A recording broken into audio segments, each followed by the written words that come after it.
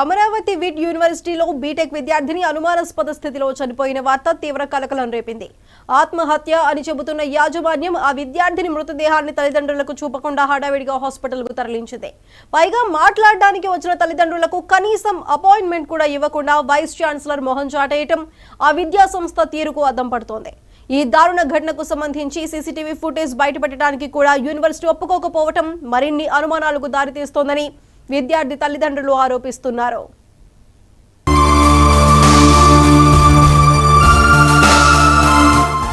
అమరావతిలో ఉన్న Vellore institute of technology VIT వారి యూనివర్సిటీలో బీటెక్ సెకండ్ ఇయర్ చదువుతున్న సాయి శ్రియ అనే విద్యార్థిని అనుమానాస్పద స్థితిలో చనిపోయింది. ఆత్మహత్య అని చెబుతున్న యాజమాన్యం ఆమె మృతదేహాన్ని తల్లిదండ్రులకు చూపించకుండా వాళ్లు వచ్చేదాకా ఆగకుండా హడావిడిగా పోస్ట్ మార్టం కోసం పంపారు. పైగా పుట్టెడు దుఃఖంతో అక్కడికి చేరుకున్న తల్లిదండ్రులతో సెక్యూరిటీ సిబ్బంది దురుసుగా ప్రవర్తించి గేటు లోపలికి కూడా వెళ్లనివ్వలేదు. తమ కూతురు ఎందుకు చనిపోయిందో తెలుసుకోవాలని అడిగిన తల్లిదండ్రులకు అక్కడ సమాధానం ఇచ్చేవాళ్లే కరువయ్యారు. వైస్ ఛాన్సలర్ తో మాట్లాడాలని అడిగితే ఆయన అపాయింట్మెంట్ ఇవ్వలేదని అక్కడి సిబ్బంది తేల్చి చెప్పారు.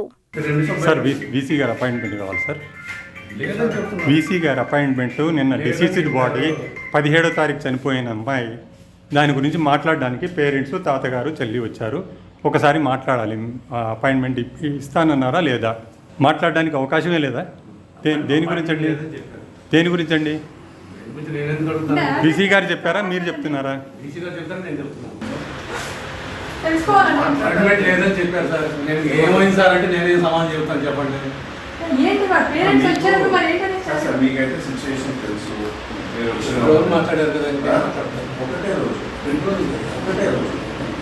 మీరు రేపు మాట్లాడదాం రమ్మన్నారు కదండి. తర్వాత రోజు రండి సార్, నేను రాత్రికి అలవట్లేదు. ఏదండి ఇప్పుడు తీయండి కాదండి, మరి బయటికి రండి. ఆగండి, తొయ్యబాకండి. నేను మీ ఆఫీస్కి వచ్చా. తొయ్యబాకండి, నేను ఈ ఆఫీస్కి వచ్చా. మిమ్మల్ని రమ్మంటం కాదండి, మేము మాది కనుక్కోవడానికని వచ్చామండి, రమ్మంటం కాదండి. నేను మీ పెళ్లికి పిలుస్తా అనుకో లేకపోతే ఇంకోటికో రాలేదండి. దౌర్జన్యం కాదండి, మేము రిక్వెస్టింగ్. దౌర్జన్యం కాదండి సార్. ఆ రోజు లేదండి, మీరు రాగుతున్నారు సార్. డిసీజ్డ్ పేరెంట్స్గా సార్ ప్లీజ్ రిక్వెస్ట్ చేస్తున్నాం సార్. మాకు దయచేసి వీసీ గారు అపాయింట్మెంట్ ఇప్పించండి. దయచేసి వీడియో కాదు సార్, దయచేసి మేము వీడియో కాదండి, మేము చేసినా మేము మాట్లాడింది ఏంటి తెలవాలి. భద్రత కోసం హాస్టల్లో చేర్పిస్తే ఫుడ్ సరిగా ఉండటం లేదని తరచూ చెప్పేదని, అయినా సరే భరిస్తూ ఉండిపోయిందని తల్లిదండ్రులు చెబుతున్నారు. పాప కోరి వెళ్తానంటే అమ్మా హాస్టల్లో వద్దమ్మా అన్నా కానీ నేను వెళ్తానమ్మా, మంచి కాలేజ్ అమ్మా అని చెప్పి మరి జాయిన్ అయింది.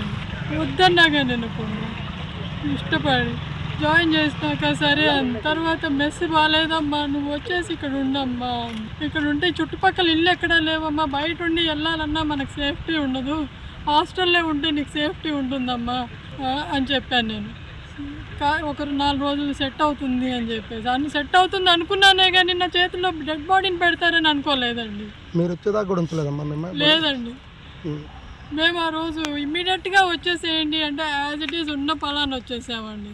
మార్నింగ్ అరౌండ్ 3 వచ్చేసరికి డెడ్ బాడీని నైట్ పంపించేసారండి, మార్చరికి పంపించామన్నారు. మీరు పాప ఏది చూద్దాము అంటే లేదండి అన్నారు. మరి ఏం చేయాలి? మాకు ఏం జరిగిందో కనీసం ఏం జరిగిందో చెప్పండి మాకు చాలు.